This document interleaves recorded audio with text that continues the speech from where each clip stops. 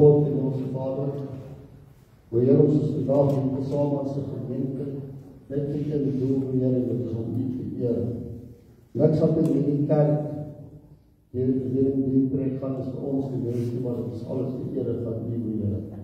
Ons bid dat U ons gedagtes sal ontvang, dat die boodskap wat ons vandag van U sal kry, ons daar ons gedagtes sal verstaan, Heer, dat ons weet waaroor ons gaan. Heer, dat ons ook weet, Heer, dat U altyd vir die Heer is, dat wat gesak wat gebeur op hierdie aarde nie. U alleen is koning, U alleen sal besluit wat mag en wat nie mag gebeur nie, Heer. Heer, ek bid dat vir elke siek persoon, Heer, ek bid dat U sal aanraak.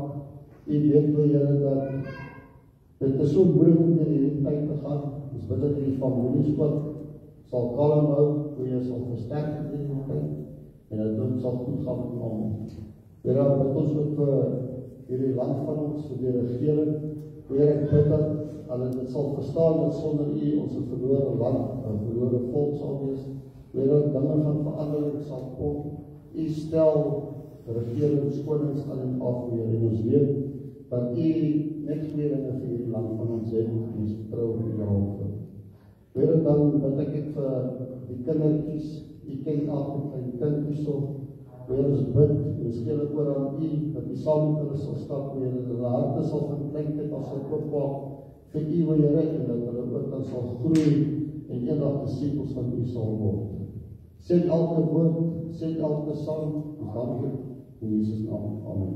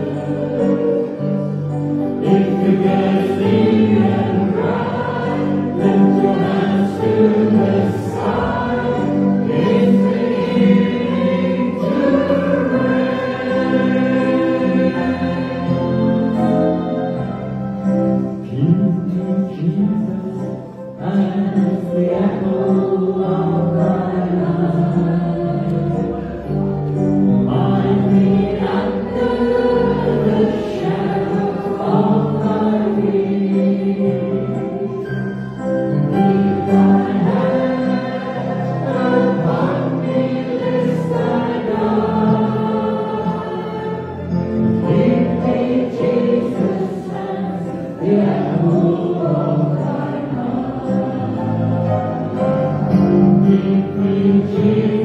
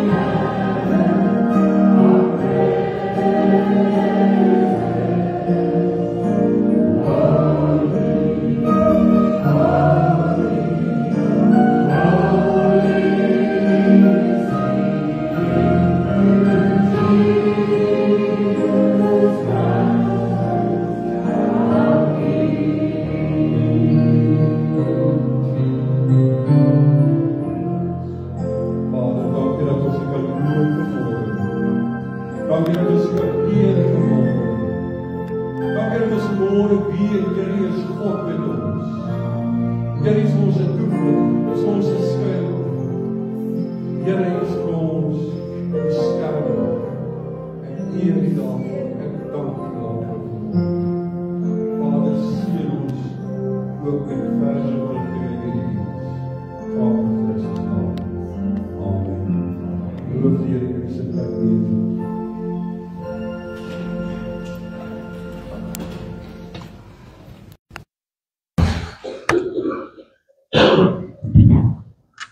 Loof die Here. God is goed. Amen.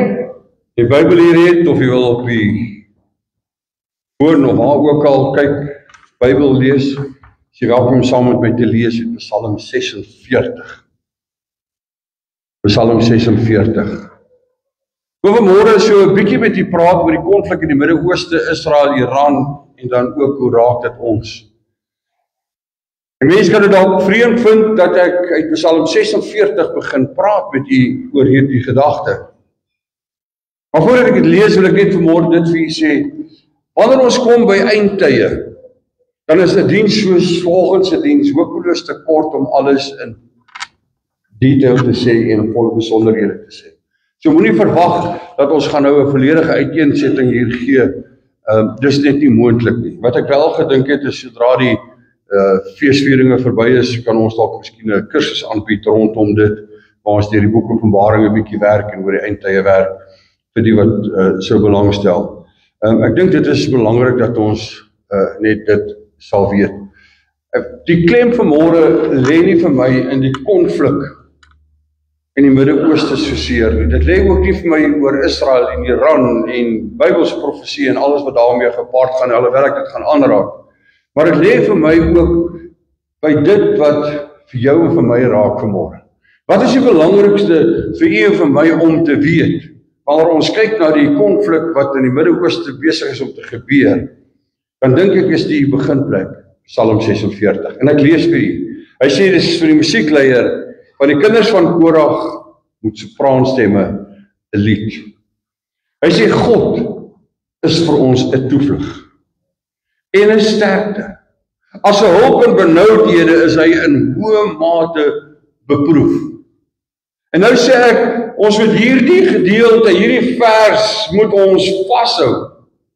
En ons moet onthou, maak nie saak wat in jou lewe gebeur nie, maak nie saak wat in die wêreld gebeur nie, maak nie saak hoeveel bomme in hierdie wêreld afgegooi word en geboue stukkend geskiet word en dinge nie. God is vir jou en vir my 'n toevlug.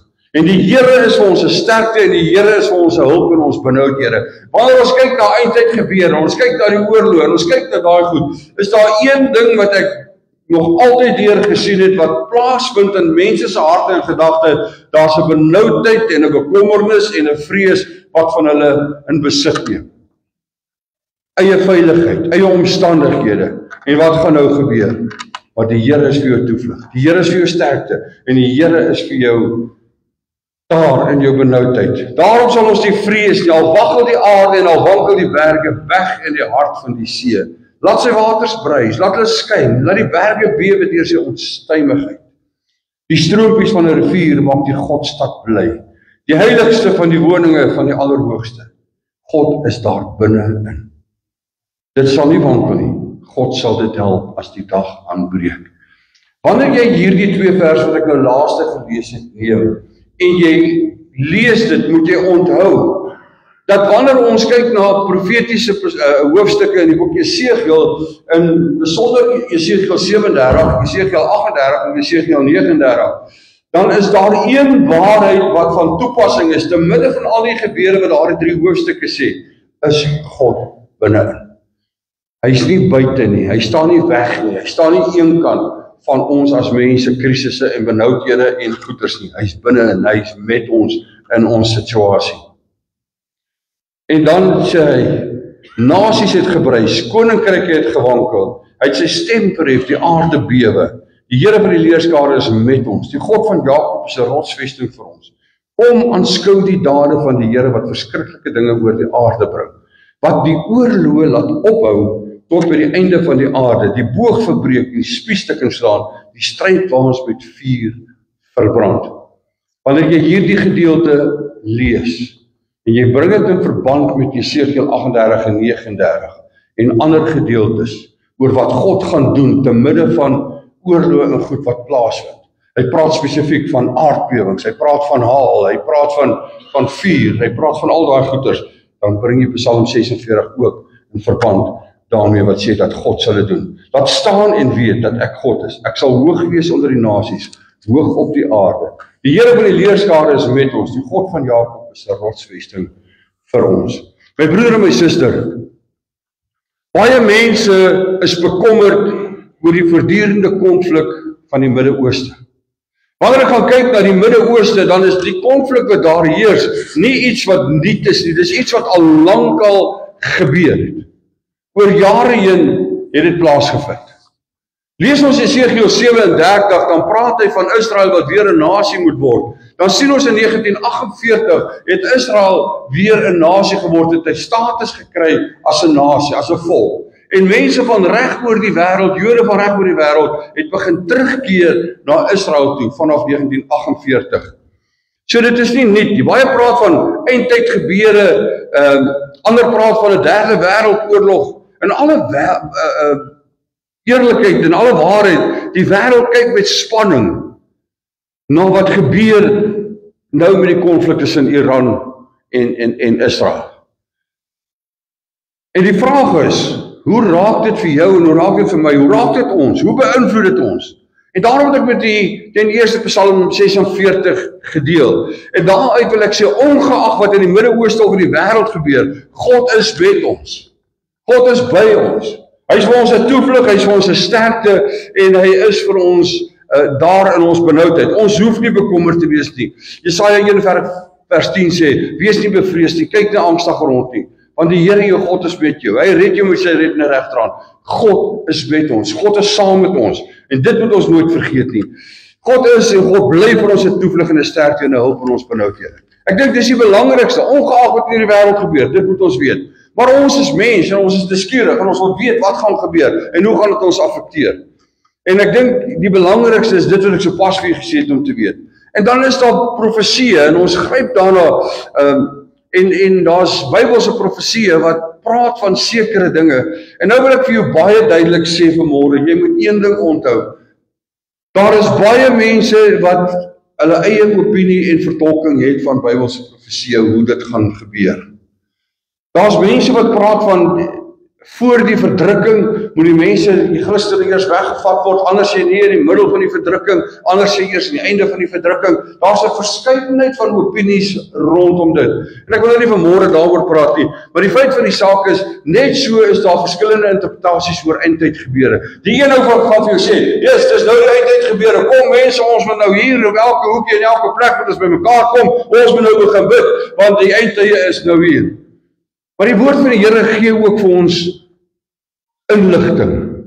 En ons moet daai inligting vat en ons moet dit glo en ons moet die woord bestudeer rondom dit. En ons moet die Gees van die Here vra om dit vir ons duidelik te maak, dat ons nie vasgryp aan goed wat hierdie ou sê of daai ou sê as dit nie 100% in lyn is met die woord van die Here nie. Daar's profesieë waarin Iran, wat in die Bybel word daarna Iran verwys as Persië, verbind word met Gog en Magog. Nou Gog is net 'n titel, dit is 'n leier, dit wys op iemand spesifiek. En ek het gaan lees en ek kry nêrens, ek praat van akademiese gefundeerde artikels en geskrifte. Ek het nêrens iets gekry wat sê dis onbetwisbaar Gog nie. Ons weet nie wie dit is nie. As iemand vir jou sê hy weet wie dit is, dis spekulasie. Magog is daar ook verskillende mense wat sê wie is Magog. Baie verbind Rusland en sê Rusland is Magog. Maar dit laat baie Christene wonder, is dit nou die einde? Nou Psalm 46 wat ons gelees het, sê nie daar gaan die storms wees nie. Daar gaan storms wees, daar gaan oorlog wees, Matteus 24 sê Jesus dit. Maar dat God saam met ons in die storm is, dit moet ons onthou. En ongeag of ons direk naby is of ons verder daarvan af is.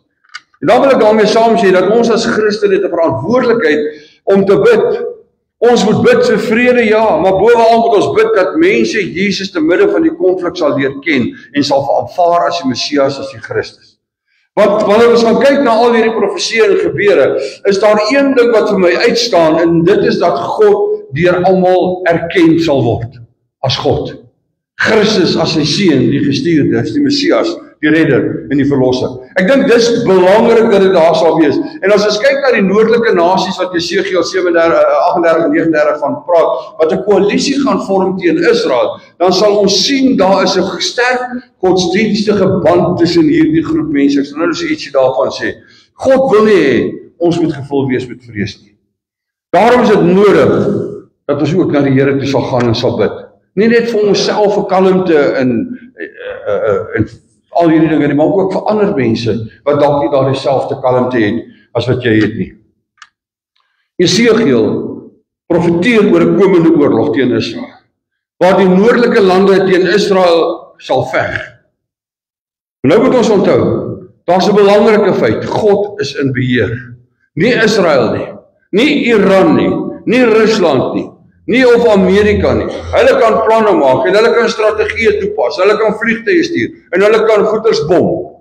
Ek het vanmôre weer geluister van Trump wat sê hulle 3 kernkrag plekke in Iran gebom, en dis nou tot niet, want dit is groot bedreiging vir die wêreld, Iran se kernkrag.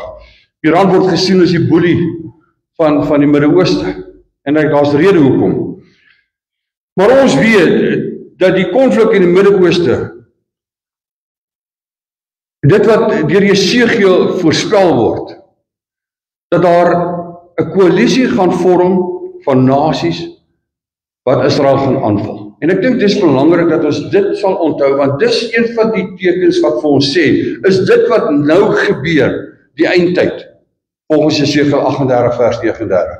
Dan wil ek vir u onombonde sê, nee, ek glo nie, dis nou die eindtyd nie. Maar wat ek daarmee saam sê, is dit is 'n voorloper, dis 'n aanduiding, en dis 'n bewys dat daar is 'n eindtyd gebeure wat gaan plaasvind. Daar's nog eers 'n paar ander goed wat moet plaasvind, voordat ons daarby gaan kom. Maar hierdie koalisies sluit nasies in soos Persië, wat dan nou Iran is vandag, dit sluit in dele van Turkye, en dan ook Magog wat verbind word met Rusland, en dan moet ons ook onthou, daar's ander plekke, en die plekke waarna die Bybel verwys, as hierdie noordelike plekke, is dele van Noord-Irak, en die mense wat daar in die noorde van Irak bly, is die afstammelinge, interessant genoeg, van Nebukadneser die Galdeer. So dis die ou Galdeers wat teen Israel geveg het, wat daar in die noorde van Irak woon, afstammelinge van Nebukadneser, dis hulle wat ook deel van die koalisie gaan wees. En dan kan ons kyk ook, daar's dele van Oekraïne, Suid-Rusland, Kazakhstan, en dan selfs teoloë wat Griekeland insluit. So daar's 'n hele klompie ouens wat hulle sê, hierdie ouens kan deel vorm van die koalisie. En daar's baie argumente oor hierdie saak. Maar die feit is net, die leier is nog nie geopenbaar van Magog nie. Dit is iets waarna ons kyk, dit is iets waarna ons wag om te sien. Die Bybel verwys ook na Put. Nou Put is deel van die koalisie wat teen Israel sal vorm. Wat baie interessant is van Put verwys na Libië. En Put was ook een van Gam se nageslagte. Hy was een van die seuns van Gam, volgens Genesis 10 vers 6. En een van die ander seuns van Gam was Kus. Kus is vandag Sudan of Ethiopië, en beide hierdie lande is gekant teen Israel. Beide Put en Kus is ook oorwegend moslimlande. Kus is bietjie minder, is omtrent 35% moslim, terwyl Put is totaal geheel en al oorwegend moslim of islam. En so is Iran ook hoofsaaklik moslim. 99% van die bevolking is deel van die islamitiese geloof. Turkye is dit ook 'n hoë syfer, ook in die 90% moslems. En Rusland self het 'n baie sterk ateïstiese groepering wat kom na die oorloë en die goeterstaaf wat daar was, na die tyd wat daar was van Stalin en hierdie ouens wat daar was, en Lenin. En dit maak dit net vir ons ook 'n bewus, ek sê dit net dat ons bewus kan wees daarvan, dat dit plaas ook 'n geestelike stryd daar. Hier is die moslems En nou moet jy onthou dat Israel is judaïsties, hulle is nie Christene nie. Maar dit affekteer die Christene, want Israel staan sentraal in al die eindtyd gebeure. Dis belangrik dat ons dit sal weet, en daarom kyk ons na Israel wanneer ons kyk na eindtyd gebeure. Wat gebeur daar? Daar's sekere dinge wat moet gebeur. En een van die tekens waarop ons moet let, is dat hierdie amptelike koalisie wat ek van praat gevorm moet word. Dit het nog nie gevorm nie. Op hierdie stadium maak Iran eintlik gebruik van nie 'n koalisie van nasies nie, maar hulle betaal mense soos die terreurgroepe soos die Hezbollah van Libanon. Hulle het meer as 700.000 Amerikaanse dollar in hulle investeer. Hierdie groep is begin in 1980, nadat Israel en Libanon 'n oorlog te mekaar gehad het, en daarna het hierdie groep begin en het hulle in 2006 begin om Israel aan te val en terreurveldtogte te leen. Nie net teen Israel nie, maar hoofsaaklik Israel.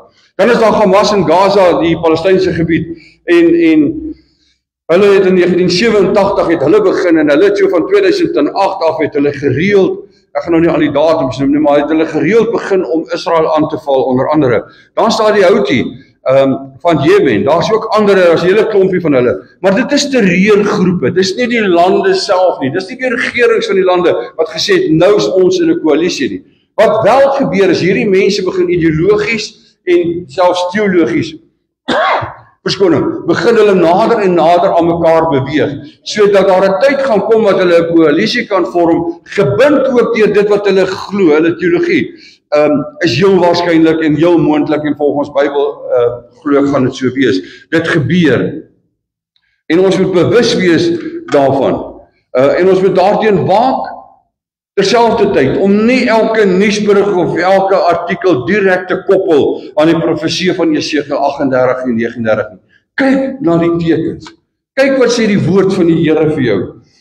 En daarom moet ons dit met 'n studie doen wat in konteks plaasvind. Ons moet die leiding van die Heilige Gees 'n gebed vra voordat ons dit doen. Ek sê dit net want mense is geneig om dit wat jy sien en dit wat jy lees sommer te aanvaar as korrek en waar, en dit is nie altyd alles waar nie. Lees ons Jesegiel 38 vers 1 tot 13. Dan is dit duidelik dat daar 'n militêre veldtog teen Israel gaan plaasvind. Lees ons verse 14 tot 23, sien ons dat die aanval teen Israel gaan oor die verwydering van iemand of 'n regering, en dit gaan met mag en geweld plaasvind. Die ouens van Iran het gesê, man, ons maak Israel plat. Ons wil hulle weggee van die aarde af. Hulle wil hulle verwyder. Jesegiel 39 vers 1 tot 20 praat oor die vernietiging van Gog. Ons weet nog nie eens wie is Gog nie. So, dis een ding waarop ons moet let. Jesus sê in Matteus 24. Hy sê, let op, maar moenie bang word nie, moenie verskrik word nie, sê die ou vertaling. Kyk daarna, waak, maar moenie verskrik word nie, daar sal oorlog wees, daar sal gerugte van oorlog wees, maar die einde is nog nie daar nie. Ons moet wel bewus wees daarvan dat die toename en die spanning in die Midde-Ooste en die groeiende haat wat daar teen Israel is, en selfs die wêreldwye verdeeldheid oor Israel, aanwysings is dat die eindtye wel nader kom. Is nog nie hier nie, maar dit kom nader. Daar's 'n duidelike sterk aanduiding dat dit wel gebeur. Praat van verdeeldheid wêreldwyd. Het jy gekyk op sosiale media hoe verdeeld is ons in Suid-Afrika? Almal wat pro die regering is, en ek praat nie politiek vanmôre nie, dis 'n realistiese feit. Almal wat pro die ANC en die regering is almal saam met die Midde-Ooste, saam met Iran, saam met hierdie lande, stem saam met hulle, ongeag wat hulle geloof is, ongeag wat hulle siening van God is, ongeag enigiets anders. Die oomblik, baie van hierdie ouens wat vir hulle is ouens wat self sê hulle is Christelik in hulle geloofsoortuiging. Ek twyfel baie sterk daaraan, maar laat ek nie daar gaan nie. Maar die feit is, ons is verdeel, en dan kry ons baie mense, jou sterk Christenmense, wat sê, wie wat ons sentiment lê by Israel. Ons bid vir Israel, want ons weet, dis God se volk en hulle staan sentraal in die eindtyd gebeure. Jesegiel 39 wys daarop dat God self gaan toetree tot die stryd. Israel gaan nie vernietig word nie. Dink dis baie belangrik dat ons dit ook sal besef. Jesegiel 39 sê dit vir ons. Jesegiel 37 het in vervulling gekom. Jesegiel 38 is besig om dinge in plek te skuif, of die profesie daarvan is besig om in plek te skuif. Maar dan is daar 'n belangrike gedeeltjie wat ons nie moet buite rekening laat nie, is Romeine 11. Lees dit, dan sal jy sien dat God Israel nie sal verwerp nie, maar God gaan Israel herstel. En die herstel gaan die eerste geestelik wees. Hulle gaan weet daar's 'n verlosser. Hulle gaan weet daar's 'n Messias. Gaan almal hom aanvaar? Nee, glo nie so nie, maar daar's 'n klomp wat wel Christus gaan aanvaar. Daar gaan 'n tyd kom dat Israel, en dit kan jy gaan lees in Jesegiel 36 tot 39, Jesus sal erken as verlosser. Dit gaan kom. Die oorwinning wat gaan kom, gaan nie wees tot die eer van Israel nie. Dit gaan nie wees tot eer van Donald Trump nie. Dit gaan wees tot eer van die Here onse God. Dit gaan nie tot die eer van Israel se leiers en weermag wees nie. Maar gaan lees Jesegiel 39 vers 7. Dit gaan tot die eer van God wees. God se eer gaan herstel word. God gaan ingryp met dinge soos aardbewings, verwarring, vuur en die Israelse vyande wat teen mekaar gaan draai. Hierdie ouens werk nog eers behoorlik saam. Wat nog te sê nou al van teen mekaar draai. Gaan lees maar Matteus 24 vers 6 tot 8. Dit is die tekens wat gaan gebeur. Nou gaan lees ek en ek gaan kyk. Hy praat van aardbewings. Hoeveel aardbewings was in Iran gewees? Daar's ouens wat sê daar was 3 en wanneer ek gaan kyk na die Amerikaanse seismiese organisasie wat aardbewings oor die wêreld heen weet, dan sê hulle daar was net een wat so 5.1 op die Richterskaal was. Iran sê nee, dit was 5.5. Maar die feit is dat dit kan wees as gevolg van die kernkrag en goeters wat onder die grond is wat daar die aarde geskit het. Dis nie te sê dit was God nie. Maar ek dink wanneer God aardbewings gee, gaan hulle weet. Daar gaan nie twyfel wees, dit is God nie. Hulle gaan weet, dit is God. En ek dink dit gaan ook nog kom. Dit is nie op hierdie stadium daar soos wat die woord van die Here dit vir ons leer nie. Ek is van mening dat ons versigtig moet wees om nie elke oorlog of elke konflik as 'n onmiddellike en 'n finale vervulling van Bybelprofesie moet sien nie. Ons moet gaan kyk wat sê die woord. Jesus self sê daar sal oorlog wees. Maar nie elke oorlog sê die einde is hier nie. Profetiese eindtye vereis die openlike verskyning. En nou moet jy let, deur die woord van die Here is daar sekere dinge wat moet gebeur. Ek het in die begin vir julle gepraat oor die wegraping. Daar's baie mense wat nie glo in die wegraping nie. Daar's baie wat glo dit gaan voor die verdrukking gebeur. Ander sê in die middel van die verdrukking en ander sê na die verdrukking. Baie mense het my al gevra, wat gaan dit wees? Dan sê dit sal wees as in die dae van Noag. Voor die vloed gekom het die Here hulle weggevat. Ek sê die Here gaan sy kinders bewaar. Ek glo persoonlik daaraan dat die Here gaan ons wegvat. En ons kan 'n lang argument daaroor hê, maar net nie vandag. Die woord van die Here sê ek sê ons gaan voor dit wegvat. God se kinders gaan nie daardeur gaan nie. Daar gaan wel 'n verdrukking wees. Dit is baie duidelik. En of ons nou deur die verdrukking gaan, voor die verdrukking gaan, in middel van die verdrukking gaan, die feit is ons moet gereed wees. Ek dink dis die belangrikste punt. Profetiese eindtye vereis ten eerste die openlike verskyning van die anti-kris volgens 2 Tessalonisense 2. As jy nog nie die verskyning van die anti-kris gesien het nie, nou weet ek die Bybel sê daar's baie anti-kriste en hierdie ou sê hy's 'n anti-kris en daai ou sê hy's 'n anti-kris, maar die werklike anti-kris, hy het nog nie verskyn en hy gaan groot verleiding bring en misleiding bring, maar hy het nog nie verskyn nie. En daarom sê ek die gebeure nou in Israel en Iran, in die Midde-Ooste, is nog nie die eindtye soos wat Jesegiel gesê het nie. Dis wel vir ons herinnering, dit gaan gebeur. Dis wel 'n regskuif van die skaakstukke, as ek dit so mag noem, dat dit wel gaan gebeur. En volgens Openbaring 13 gaan daar 'n wêreldwye regering wees. Daar gaan een ekonomiese stelsel wees. Dis nog nie daar nie. Die feit dat die hele Europa beweeg het al na 'n euro, selfde geldstelsel, alhoewel daar nog verskille is in lande is dit hulle eie ook gebruik. Is 'n aanduiding dat daar is iets wat gaan kom. Die feit dat die ouens in Afrika praat van ons moet ons grense wegvat, almal moet een word, daai tipe van goed, is 'n aanduiding dat dit kan kom, maar dit is nog nie daar nie. Dan volgens Daniël 9 vers 2 en Matteus 24 vers 15, moet die tempel in Jerusalem herbou word. Die tempel is nog nie herbou in Jerusalem nie. Is daar al enigiets gedoen dat die tempel herbou kan word? Ja. Daar's al goeders bymekaar gemaak. Dis eintlik 'n baie interessante studie wanneer mense gaan lees daaroor en gaan kyk daarna. Daar's selfs ouens wat hulle volgens die DNA agtergekom het. Hierdie ouens is uit die stam van Levi. Want hulle DNA is stem ooreen. Daar's 'n hele priesterlike geslag al geïdentifiseer wat tempeldiens kan doen. Hulle praat van 'n rooi wat sê heifer bil. Van 'n rooi bil wat gevind moet word, 'n spesifieke, blykbaar is dit al so.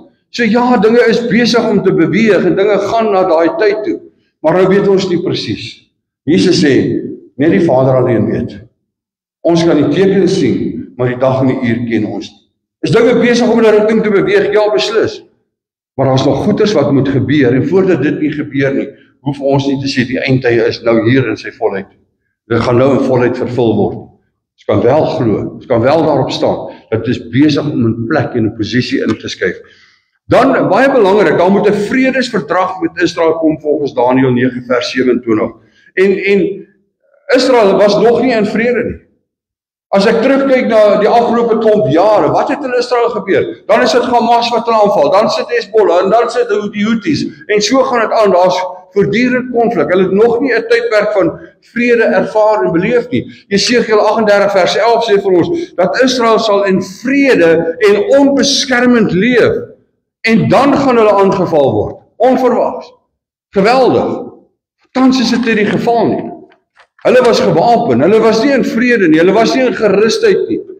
Hulle het nie beskermd gevoel nie. Inteendeel, hulle was in gereedheid die hele tyd. Vandat hierdie ouens begin het om Israel te infiltreer en aan te val, hierdie terreurgroepe, gebeur dit voortdurend. Daar was nog nie vrede nie, daar was nog nie 'n oomblik nie.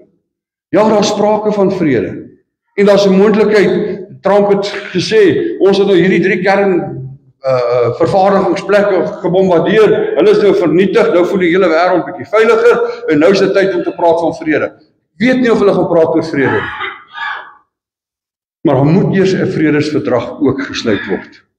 En Israel moet in 'n staat wees waar hulle sê, yes, dit is so. As jy na die kronologiese tydlyn gaan kyk, dan praat hulle dalk, is dit in die 1000-jarige vrederyk wat dit daarna gaan gebeur. Dis 'n gesprek vir 'n ander dag. Die feit is net, Israel is nie in vrede nie. Hulle was nie die laaste 5 jaar of die laaste 10 jaar of die laaste 15 jaar nie. Inteendeel van 1948 wat hulle nasie geword het, was daar voortdurend konflik. Ons het nog nie gesien dat 'n vredesverdrag plaasgevind het en dat hulle in vrede leef nie. En dan sê die woord van die Here vir ons, God gaan Israel op 'n bonatuurlike manier beskerm. Ons het dit nog nie gesien nie. Kom ek kwalifiseer dit. Ek glo dat al die wapens wat teen hulle afgevuur word en al die dinge wat kom, is die hand van God ook daar. Beskerm God ook. Maar wanneer ek praat van 'n bonatuurlike manier, dan praat ek nie van met patrone en bomme en dis nou interessant, nee. Ek sê bom, toe skrik almal. Dit was maar net die klank. Daar is nie, daai goeders is nie bonatuurlike goed nie, dis goed wat mense maak. Die bonatuurlike goed wat ek van praat het, ek nou nog nie genoeg. Dit is aardbewings. Dis die verwarring wat daar tussen mense gaan plaasvind. Dis die vuur wat gaan kom. Dis die haal wat gaan kom. En al daardie dinge, ons het dit nog nie gesien in die Midde-Ooste nie. Vir ons beteken dit dat die eindtye kom nader. Ons moet waaksaam wees, ons moet bidend wees. Die vraag is nie eintlik wanneer die eindtye gaan kom en wanneer al hierdie goed in vervulling gaan kom. Die vraag is eintlik, is ons gereed? Sou dit môre plaasvind, is ons gereed? Daar is ook nog nie 'n koalisie van nasies. Wat wel gebeur het, is dat Iran finansier 'n klomp terreurorganisasies om wêreldwyd skade te doen. Hulle is verantwoordelik vir Hamas wat in die Gaza-strook in Palestina al daai moeilikheid veroorsaak het. Almal blameer vir Israel oor wat daar gebeur het. Die eintlike oorsaak sit in Iran, wat met geld groepe mense betaal, hulle ryk maak om te gaan aanval, om te gaan terreur pleeg, om mense te gaan skade doen. Die Houthis van Jemen en al die ouens, hulle is daar. En hulle doen skade, maar daar is nog nie 'n koalisie nie. Myns insiens is wat tans gebeur net 'n voorloper van wat nog gaan gebeur. Ek dink wat vir ons belangrik is, iets wat een ek moet besef, iets wat een ek moet weet, dat die Here ons God gaan te midde van wees wat ook al gebeur. Hy is te midde van dit wat nou in die Midde-Ooste gebeur. Want God het nog 'n plan met Israel. God het nog 'n plan om sy naam te herstel. Hy het nog 'n plan om die geestelike situasie in Israel te herstel. God het nog planne wat moet in plek kom. God is in beheer, hy is te midde daarvan, dit weet ek, dit glo ek. Maar wat ook al gaan gebeur, God gaan nie op 'n afstand wees nie. God is te midde van dit. En dis wat Psalm 46 ook vir ons sê. En dit sê ook vir ons God is met ons, ongeag wat in die Midde-Ooste gebeur. So ek sê vanmôre vir jou, my broer, my suster, moenie met vrees en bewering kyk na wat in die Midde-Ooste gebeur nie. Maar kyk met dankbaarheid, dat die Here ons God is in beheer. Hy is te midde van dit. En God sal nie laat Israel op hierdie stadium vernietig word, in elk geval. Nou, Jerusalem is God se stad. Woord van die Here sê dat hy is in die middel geplaas. Hy is ook sentraal in eindtyd gebeure. Daar is het belangrik, dat ons Israel sal dophou, maar ons ook sal weet, dat God is in beheer. Nie die God van die moslim nie. Inteendeel, ek sê dit baie, en ek staan daarop, dat ons, jy weet wat gebeur, wat ek het vir so stel. Hulle sê dat Mohammed is daar in die gebergtes, in die Midde-Ooste, en wat nou gebeur is, hy wil met hierdie ouens wat trek, en handelsreisigers van Israel wil hy gesels, en hierdie ouens wil nie met hom te doen hê nie, want sy kop is bietjie warm. In elk geval, nou kom hy en hy sê daar, want hy kan nie lees en skryf nie. En hy gaan toe, en hy sê toe, ja, maar die engel Gabriël het hom kom haal, en die engel Gabriël het hom gevat, hemel toe, en raai wie sien hy in die hemel? Vir Jesus. Dit staan so geskrywe, hy sien vir Jesus daar. Wonderlik, ons weet hy is daar, hy leef, hy sit nie regterhand van die Vader, is nie vir ons nuus nie. Maar hy sê dit, en hy sê vir die ouens, recite. Dis wat die Koran beteken, to recite. Iemand anders, ek vertel vir jou skryf, hy het nie eens bewys gehad dat dit wat hulle skryf is korrek en waar nie. Maar hoe dit ook al sê, nou gaan hierdie ou en hy sterf. En wat gebeur met hom? Hy word begrawe daar in Medina. En sy liggaam word stof. Stof as jy tot stof sal jy terugkeer. Maar wat gebeur met Jesus? Op die belydenis van die leier van die moslems. Hy sit in die hemel. Hy het nie gesterf nie, hier op aarde sê hulle, nee, iemand het sy lijk gesteel. Anders sê, nee, hy is nie regtig dood nie. Man, nou kom die hele moslems en hulle sê vir ons, hy sit in die hemel. Praise God. Maar nou wil hulle oorlog maak. En daarom is ons stryd nie net oor grondgebied en al sulke goeders nie. Dit gaan oor die eer van God. Dit gaan oor die herstel van God se naam. Dit gaan oor die aanvaarding van Jesus Christus deur 'n hele spul mense wat hom verwerp. Onder die vaandel van die Bybel is korrup en daarom het daar 'n nuwe boek gekom, die Koran. Nee, daar is nie 'n nuwe boek nie. Dis God se woord. Altyd ewig, onveranderlik. Wat moet ons doen? Ons moet bid. Ons moet bid vir vrede. Ja. Ons moet bid dat soveel mense moontlik se saak met die Here reg sal word. Dit is baie interessant en ek wil nie daaroor praat vanmôre nie, maar as ons gaan kyk wat sê sendingorganisasies wêreldwyd en veral in die Midde-Ooste wat besig is om te gebeur, dan wil ek vir u sê God is in die werk. God is besig. En u en my taak is nie om te kyk na al die goeders nie. Ja, ons kan daarna kyk.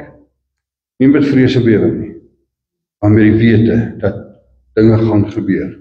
Die seën van God gaan kom. Dit gaan gebeur. Maar voor dit is daar eers 'n paar dinge wat moet gebeur. Tot dan moet u en ek bidend bly, in geloof vashou en vertrou dat die Here sal behoed en bewaar en beskerm en deurdra en al daardie dinge gebeur. Gaan dit nie gebeur nie, dit gaan gebeur. Ongeag, gaan dit 'n tydperk van vrede wees. Maar die feit is, daar gaan 'n dag gaan breek, wat dit gaan gebeur. Ek persoonlik, dis my persoonlike opinie, ek dink nie ek gaan deel wees, nog in hierdie lewe wees, om dit te sien gebeur nie. Miskien my kleinkinders, miskien ander, maar ek moet leef, asof ek dit môre of volgende week, of wat ook al kan sien, gebeur. Laat ons dan bidend wees. Ek wil hê vanmôre daar waar jy sit saam met my bid, En ek wil bid ook dat die Here sal gee dat daar vrede sal kom. En jy weet, by God is niks onmoontlik. Hy kan alles verander, hy kan alles uitstel. En ons kan vra. Jy weet, Christus het gevra, Vader, laat hierdie beker by my verbygaan. Die Vader het gesê nee. Jesus het gesê jy wil, en hy is gekruisig. En so moet ons weet, dat ons kan vra. Vir sommige goed gaan die Here sê ja, en vir sommige sê nee. Dit is God se soewereine reg, want hy is alwetend. Paulus het gevra, verwyder hierdie doring in my vlees. Die Here het gesê, my genade is vir jou genoeg. En hy het met daai doring in die vlees het hy gesterf. Maar ongeag, as die Here dan nou die vrede gee nie in die eindtye en die goeders vind plaas vinniger as wat ek verwag, dan weet ek een ding, ons het gebid en ons het vir Here gesê, Here gee dat ek gereed is, ongeag wat kom. Here gee dat my broer of my suster gereed sal wees, ongeag wat kom. Kom ons bid saam. Vader, ons kom vanmôre na u troon van genade.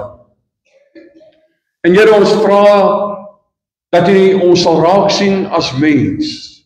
En dat u in ons harte en ons lewens sal werk, Here, dat elkeen van ons die verantwoordelikheid sal neem om toe te sien dat ons saak met u, o Here, reg is. En Vader, dan wil ek bid vir dit wat daar in die Midde-Ooste gebeur. Ek wil vir u bid, Here, terwyl ek weet u doen dit, wil ek vra, Here, dat u toenemend Israel en vir al die Christene wat daar is in die Midde-Ooste sal beskerm. Here, ja, ek wil ook my stem voeg saam met baie ander en vra vir vrede, vir kalmte. Here, maar ons weet, u is daar, u is in beheer en u wil sal geskied. Geef vir ons die wysheid, Here, en dan wil ek die gees van misleiding en verleiding wat hierdie wêreld so maklik oorval. Here, wil ek vanmôre vra, moenie laat die kinders verblind word deur die leuen en die misleiding en die verleiding en dat dit hulle met vrees en ongeloof sal vul.